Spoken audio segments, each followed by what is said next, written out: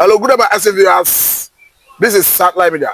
Mr. Chinedu Michael, let's look at strong message Trump is sending to Fulani Militia in Nigeria. Remember that they are killing, they have gone rampage. We have seen series of killing recently. We saw the recent one in Benue.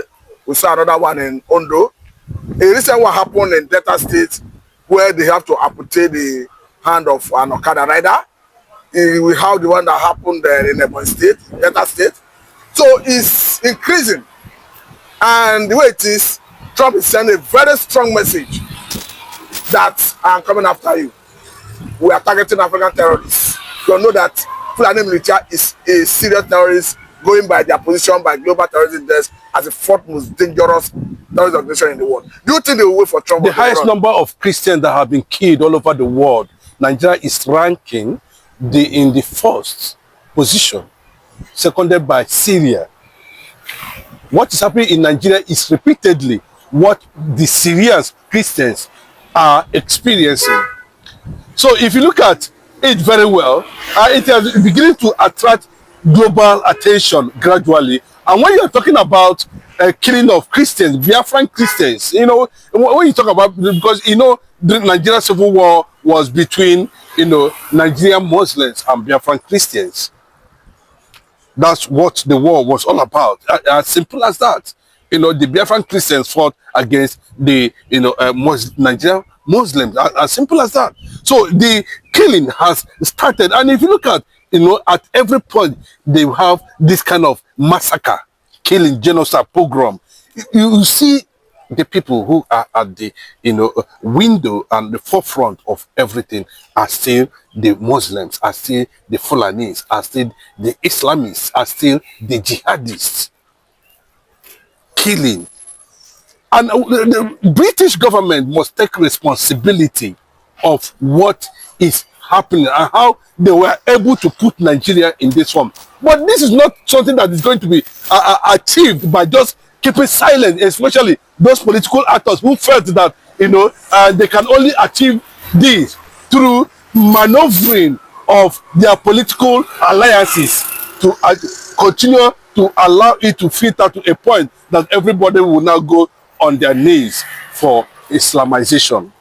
Does it mean that Trump's victory was, or rather is a blessing in disguise for your press in Nigeria, seeing that Trump is coming after the marauding headers? Remember that when Buhari visited Trump some time ago, he made it very clearly to, you know, where he told Buhari that you are a lifeless president, you know, because they were supposed to be an engagement in that regard. And he came out to say it to stop killing Christians in Nigeria. He made it very clearly. They knew where the sponsorship was coming. Look at the revelation from the congressmen, how the money that was meant to sponsor free education out of the school children, health and all that was channeled into arms build-up for Boko Haram to continue to cause Islamize and continue their conquest agenda. So they have gone back to all this and find out that how does this affect? I remember most of these atrocities happened under Obama and Joe Biden. So it has taken a global dimension. So what the Biafran Christians need to do now, you know, is to understand whether you are in Nigeria or not. What I mean by Biafran Christians, I'm talking about Christians in Nigeria. Whether you are in the north, you are in the south, you are in the west, you are in the east. It does not matter. As long as you are a Christian in Nigeria, you are a Biafran Christian. What the Vice President of the United States of America, J.D. Vance, is trying to say at that point when he was addressing, outlining some of this, and he made it very clearly, you know, that there's no how Trump will sit down and keep quiet over the killings of Christians in Nigeria. The Vice President, and that signals, you know, what Mazi Nnamdi Kanu is all about. What Nnamdi Kanu, the struggle Mazi Nnamdi Kanu have started ab initio, that the restoration of Biafra is going to be based on not what Nigerian government are thinking or what every sound, I believe, mind in Africa is thinking. Biafra is going to be completely, you know, molded as a sovereign nation that will support humanity. I've not seen. Go and check the history of every massacre, killing. You know, you can see trace it to Islamic ideology. Why is it that we are not seeing? Well, it's not that the Christians are not radicals. We have radical Christians. It's not because we are Christians that we would try to, allow and let everything be God. Imagine if Israel is playing the same game with the way we are doing here. Maybe Israel wouldn't have been in existence. Now, we understand that it was James Hecker, American Air Force Commander for Africa and Europe, that made it very clear that American Air Force will be targeting terrorists in Africa.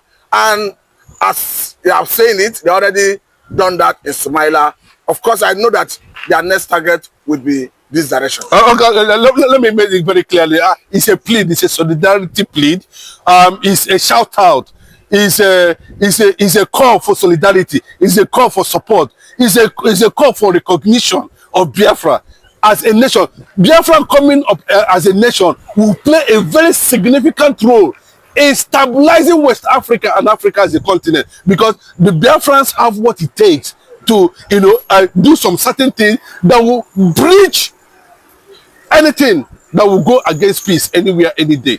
I can tell you. So apart from trying to fight over insurgency that is growing up within West Africa, Sahel region, and other areas, the American government, especially the world powers, the world leaders, should look at the direction of establishing a recognized nation called Biafra. But let me ask you this question. What do you make of the recent move coming from the Middle Belt, trying to form alliance with the Igbos for a common goal to prevent the killing by the marauding Fulani? Unfortunately, the domain that was sold to them by the British government and the Fulanis and the Hausas that pushed them to Nigeria Biafra war, they were at the forefront. The Middle Belt has fought that war, because the Fulanis were behind pushing them, and the Hausas were behind. They didn't know what to do at that particular time, pushing them. And unfortunately, most of the people that fought that war were, mostly, but when the consciousness started coming, we discovered what happened at Gideon Oka School, where our IPOB almost escaped unhurt. You understand? But it took a lot of dimensions. I think that was the beginning of an eye-opener, and people begin to understand that actually, Ojukwu never made a mistake. The Igbo people never made a mistake. The Igbo people were actually peaceful. That the problem we're having is the Fulani in alliances with the Northerners, and of course the British government at that time, to impose sovereignty upon the people who are already independent. The Biafrans were independent before they decided to want to impose independence on Nigeria. We are independent people.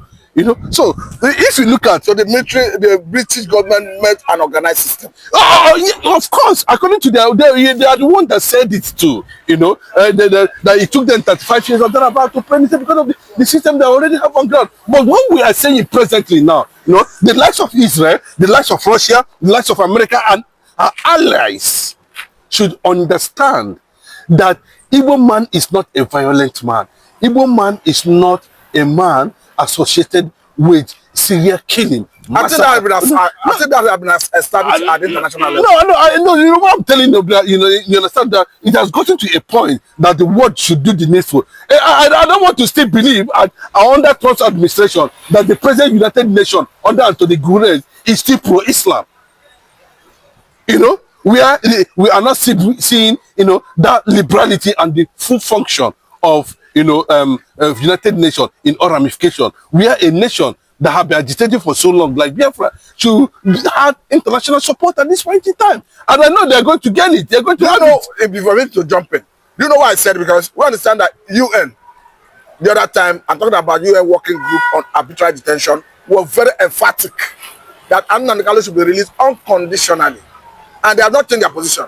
And they have refused to see IPOB the way Nigerian government see it. Up to today, they see IPOB as a non-violent movement. So it goes to show that the world is... Yes. It is, it has to come with time. It's a gradual process, but unfortunately for Nigeria does not understand the body languages of when it comes to a statement issued from international organizations and bodies like United Nations and agencies, that surround the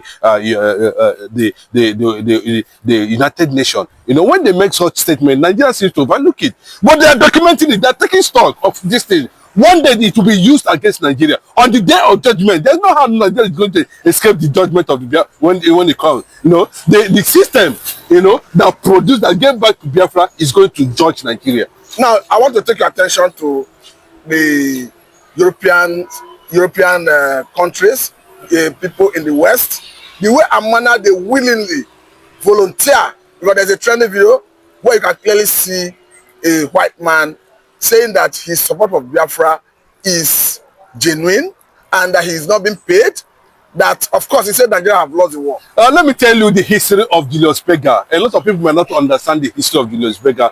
Julius Berger was a German Jew, you know, and unfortunately, he was a big man as at that time. But do you know what happened to Julius Berger? His wife and himself died of hunger in concentration camp in Berlin. Simply because he's a Jew. But what do you think would have endeared Biafrans into the heart of people far away Europe? Bro, let me tell you, you know, it's the spread. The Igbo spread, the Igbo relevance in all sectors of the world. You know, the Igbos trying to contribute their own quota in development of humanity. The Igbo has to show the integrity in terms of, you know, professionalism, you know, the resilience to get the best, to offer the best to a system, to a world, to a community, to a global atmosphere is what has endured. See, anybody you see, how do America launder their image? Even when we are here as kids, when we see the kind of film that we watch, we say, America. They have successfully laundered their image. Igbos have successfully laundered their image globally, even without anything from the federal government. They struggled as Republicans. They are, you know, at every point in time, you see them sweating under the sun 24 hours. And you think that the world is not watching. If you come to the issue of medical research, the Igbos are there. You come to YouTube, IT, Igbos are there. You come to football, Igbos are there. You come to music, Igbos are there. You come to culture, Igbos are there. You come to going to the moon, Igbos are there. You come to keep bringing, you know, what's it called?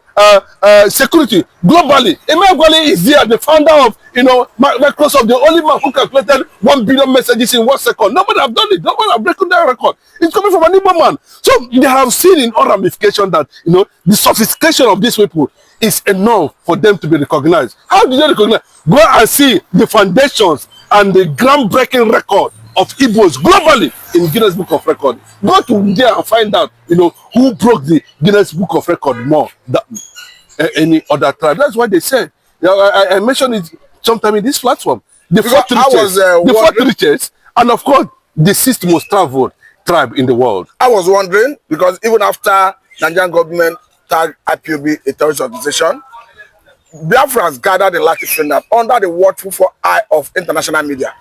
And they declared Biafra. Yeah. Nobody was harassed, nobody was arrested. It means the world understand that these are peaceful people and what they want is self-determination. And apart from that, you address it together. The foreign affairs minister from Russia made it very clear that the countries of the world and UN should going forward start respecting self-determination.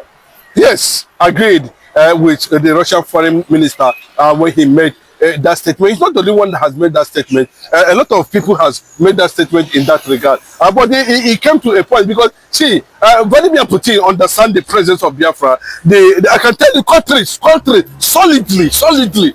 They don't need anybody to introduce anything to them. You know, and these nations across the globe, even in Japan, China, they have ties. They were every area where things are being discussed. You know, it is possible that Biafra is already breaking their ties with United Kingdom, Britain, and they understand that. Britain understand that very well, you know, and they are ready to let go. They are ready to sign, endorse it, to give a signature to it. Then coming to the establishment of IPOB, how IPOB came about, you know, if you look at the charter that established something like that, that has to do with